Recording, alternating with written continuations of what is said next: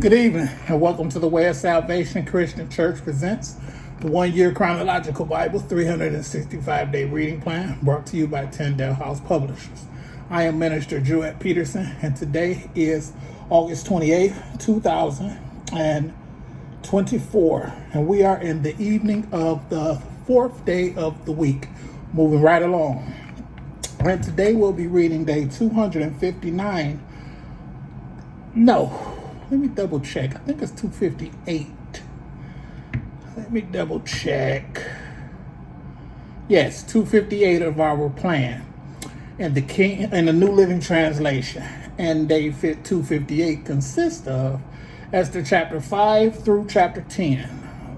And we'll be reading from the New Living Translation. Esther chapter 5, first section is Esther's request to the king. Verse 1. On the third day of the fast, Esther put on her royal robes and entered the inner court of the palace, just across from the king's hall. The king was sitting on his royal throne facing the entrance. When he saw Queen Esther standing there in the inner court, he welcomed her and held out the gold scepter to her. So Esther approached and touched the end of the scepter. Then the king asked her, "What do you want, Queen Esther? What is your request? I will give it to you, even if it is half the kingdom." And Esther replied, "If it please the king, let the king and Haman come today to a banquet I have prepared for the king." The king turned to his attendants and said, "Tell Haman to come quickly to a banquet, as Esther has requested." So the king and Haman went to Esther's banquet. And while they were drinking wine, the king said to Esther, "Now, tell me what you really want. What is your request? I will give it to you, even if it is half the kingdom."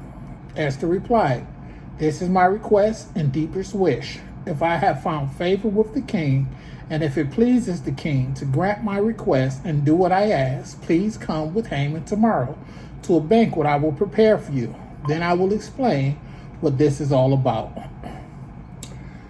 Next section is Haman's plan to kill Mordecai. And we're starting at verse 9. Haman was a happy man as he left the banquet, but when he saw Mordecai sitting at the palace gate, not standing up or trembling nervously before him, Haman became furious. However, he restrained himself and went on home. Then Haman gathered together his friends and Zeresh, his wife, and boasted to them about his great wealth and his many children. He bragged about the honors the king had given him and how he had been promoted over all the other nobles and officials. Then Haman added, "And that's not all. Queen Esther invited only me and the king himself to the banquet she prepared for us, and she has invited me to dine with her and the king again tomorrow." Then he added, "But this is all worth nothing as long as I see Mordecai the Jew just sitting there at the palace gate." So Haman's wife Zeresh and all his friends suggested, "Set up a sharpened pole that stands 75 feet tall, and in the morning ask the king to impale Mordecai on it. When this is done, you can go on your merry way to the banquet with the king." This pleased Haman, and he ordered the pole set up. Esther chapter 6. The first section is the king honors Mordecai. Verse 1. That night the king had trouble sleeping, so he ordered an attendant to bring the book of the history of his reign so it could be read to him. In those records, he discovered an account of how Mordecai had exposed the plot of Bigthana and Teresh, two of the eunuchs who guarded the door to the king's private quarters. They had plotted to assassinate King Xerxes. "What reward or recognition did we ever give Mordecai for this?" the king asked. His attendants replied, "Nothing has been done for him." "Who is that in the outer court?" the king inquired. As it happened, Haman had just arrived in the outer court of the palace to ask the king to impale Mordecai on the pole he had prepared. So the attendants replied to the king, "Haman is out in the court." "Bring him in," the king ordered. So Haman came in, and the king said, "What should I do to honor a man who truly pleases me?" Haman thought to himself, "Whom would the king wish to honor more than me?" So he replied, If the king wishes to honor someone, he should bring out one of the king's own royal robes as well as a horse that the king himself has ridden, one with the royal emblem on its head. Let the robes and the horse be handed over to one of the king's most noble officials, and let him see that the man whom the king wishes to honor is dressed in the king's robes and led through the city square on the king's horse. Have the officials shout out as they go, "This is what the king does for someone he wishes to honor." "Excellent," the king said to Haman. "Quick, take the robes and my horse and do just as you have said for Mordecai the Jew who sits at the gate of the palace. Leave out nothing you have suggested." So Haman took the robes and put them on Mordecai, placed him on the king's own horse, and led him through the city square shouting, "This is what the king does for someone he wishes to honor." Afterward, Mordecai returned to the palace gate,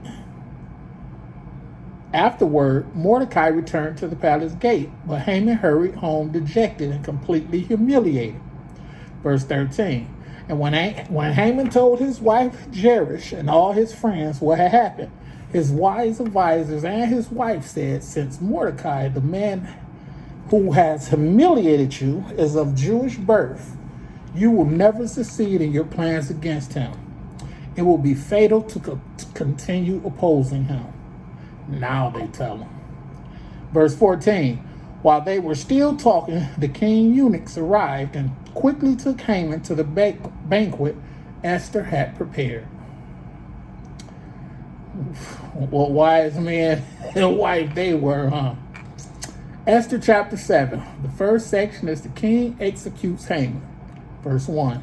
So the king and Haman went to Queen Esther's banquet on this second occasion. While they were drinking wine, the king again said to Esther, "Tell me what you want, Queen Esther.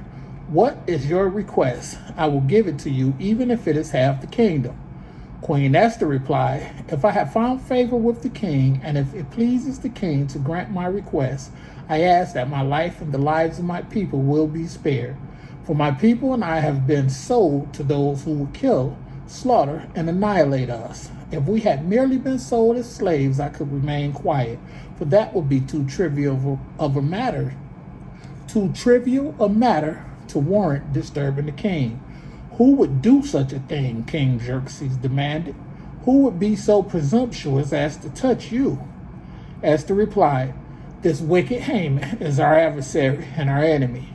Haman grew pale with fright before the king and queen. Then the king jumped to his feet in a rage and went out into the palace garden. Haman, however, stayed behind to plead for his life with Queen Esther, for he knew that the king intended to kill him. In despair, he fell on a couch where Queen Esther was reclining, just as the king was returning from the palace garden. The king exclaimed, "Will he even assault the queen right here in the palace before my very eyes?" And as soon as the king spoke, his attendants covered Haman's face, signaling his doom. Then Harbona, one of the king's eunuchs, said, "Haman has set up a sharpened pole that stands 75 feet tall in his own courtyard. He intended to use it to impale Mordecai, the man who saved the king from assassination. Then impale Haman on it," the king ordered. So they impaled Haman on the pole he had set up for Mordecai, and the king's anger subsided. Esther chapter 8. The first section is a decree to help the Jews. Verse 1. On that same day, King Xerxes gave the property of Haman, the enemy of the Jews, to Queen Esther. Then Mordecai was brought before the king, for Esther had told the king how they were related. The king took off his signet ring, which he had taken back from Haman, and gave it to Mordecai. And Esther appointed Mordecai to be in charge of Haman's property. Then Esther went again before the king, falling down at his feet and begging him with tears to stop the evil plot devised by Haman the Agagite against the Jews. Again, the king held out the gold scepter to Esther, so she rose and stood before him.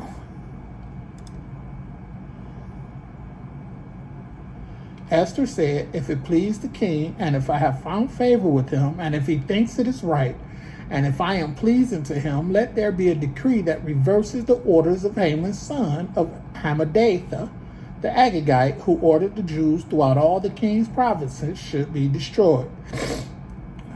For how can I endure to see my people and my family slaughtered and destroyed? Then King Xerxes said to Queen Esther and Mordecai the Jew, I have given Esther the property of Haman, and he has been impaled on a pole because he tried to destroy the Jews. Now go ahead and send a message to the Jews in the king's name, telling them whatever you want, and seal it with the king's signet ring. But remember that whatever has already been written in the king's name and sealed with his signet ring can never be revoked. So on June 25th, the king's secretaries were summoned, and a decree was written exactly as Mordecai dictated. It was sent to the Jews and to the highest officers, the governors, and the nobles of all 127 provinces stretching from India to Ethiopia. The decree was written in the scripts and languages of all the peoples of the empire, including that of the Jews. The decree was written in the name of King Xerxes and sealed with the king's signet ring. Mordecai sent the dispatchers by swift messengers who rode fast horses, especially bred for the king's service. The king's decree gave the Jews in every city authority to unite to defend their lives.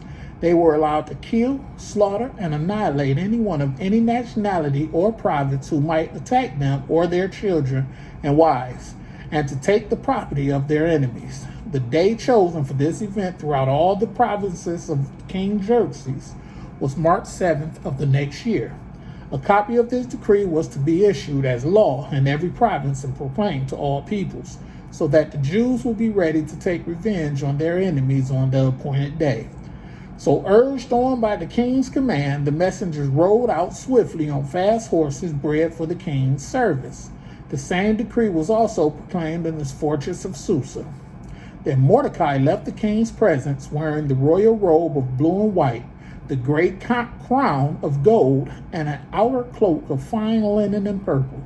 And the people of Susa celebrated the new decree.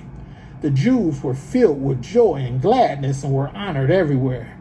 In every province and city, wherever the king's decree arrived, the Jews rejoiced and had a great celebration and declared a public festival and holiday.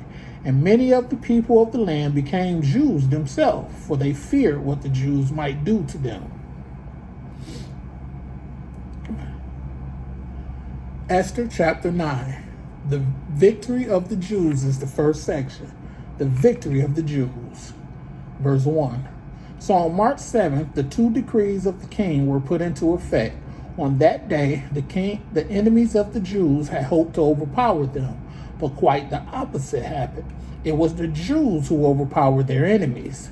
The Jews gathered in their cities throughout all the king's provinces to attack anyone who tried to harm them, but no one could make a stand against them, for everyone was afraid of them. And all the nobles of the provinces, the highest officers, the governors, and the royal officials helped the Jews for fear of Mordecai. For Mordecai had been promoted in the king's palace, and his fame spread throughout all the provinces as he became more and more powerful. So the Jews went ahead on the appointed day and struck down their enemies with the sword. They killed and annihilated their enemies and did as they pleased with those who hated them. In the fortress of Susa itself, the Jews killed 500 men.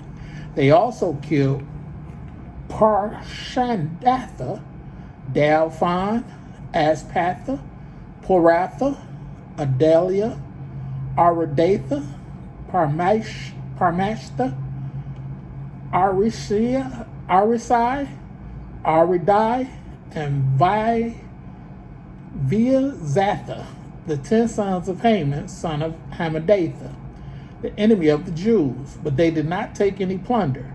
That very day, when the king was informed of the number of people killed in the fortress of Susa, he called for Queen Esther. He said, the Jews have killed 500 men in the fortress of Susa alone, as well as Haman's 10 sons. If they had done that here, what has happened in the rest of the provinces? But now, what more do you want? It will be granted to you. Tell me, and I will do it. He really loved her, or liked her, or whatever it was. He took a liking to her. Verse 13, Esther responded, if it please the king, give the Jews in Susa permission to do again tomorrow as they have done today. and let the bodies of Haman's 10 sons be impaled on a pole. So the king agreed, and the decree was announced in Susa, and they impaled the bodies of Haman's 10 sons.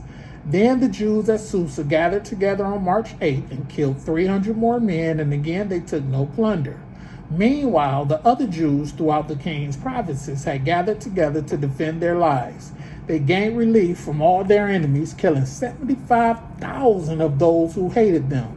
But they did not take any plunder. This was done throughout the provinces on March 7th, and on March 8th they rested, celebrating their victory with a day of feasting and gladness. The Jews at Susa killed their enemies on March 7th and again on March 8th, then rested on March 9th, making that their day of feasting and gladness. So to this day, rural Jews living in remote villages celebrate an annual festival and holiday on the appointed day in late winter, when they rejoice and send gifts of food to each other. The Festival of Purim is the next section. The Festival of Purim. Verse 20. Mordecai recorded these events and sent letters to the Jews near Amphar throughout all the provinces of King Xerxes, calling on them to celebrate an annual festival on these 2 days. He told them to celebrate these days with feasting and gladness, and by giving gifts of food to each other and presents to the poor. This would commemorate a time when the Jews gained relief from their enemies, when their sorrow was turned into gladness and their mourning into joy. So the Jews accepted Mordecai's proposal and adopted this annual custom. Haman, son of Hammedatha, the Agagite, the enemy of the Jews, had plotted to crush and destroy them on the date determined by casting lots. The lots were called Purim, but when Esther came before the king, he issued a decree causing Haman's evil plot to backfire, and Haman and his sons were impaled on a sharpened pole. That is why this celebration is called Purim, because it is the ancient word for casting lots. So because of Mordecai's letter and because of what they had experienced, the Jews throughout the realm agreed to inaugurate this tradition and to pass it on to their descendants and to all who became Jews. They declared they would never fail to celebrate these 2 prescribed days at the appointed time each year. These days will be remembered and kept from generation to generation and celebrated by every family throughout the provinces and empires and cities of the empire. This festival of Purim would never cease to be celebrated among the Jews, nor would the memory of what happened ever die out among their descendants. Then Queen Esther, the daughter of Abihail, along with Mordecai the Jew, wrote another letter putting the queen's full authority behind Mordecai's letter to establish the festival of Purim. Letters wishing peace and security were sent to the Jews throughout the 227 provinces of the empire of Xerxes. These letters established the festival of Purim, an annual celebration of these days at the appointed time, decreed by both Mordecai the Jew and Queen Esther. The people decided to observe this festival just as they had decided for themselves and their descendants to establish the times of fasting and mourning. So the command of Esther confirmed the practices of Purim, and it was all written down in the records. Esther chapter 10. The greatness of Xerxes and Mordecai. Verse 1. King Xerxes imposed a tribute throughout his empire, even to the distant coastlands. His great achievements and the full account of the greatness of Mordecai, whom the king had promoted, are recorded in the book of the history of the kings of Media and Persia. Mordecai the Jew became the prime minister with authority next to that of King Xerxes himself.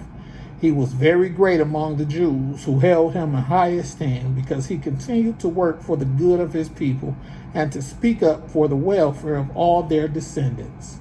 May the Lord add a rich and bountiful blessing to the reading, hearing, and doing of his word, with doing being the most important. Thank you for joining me, and be blessed.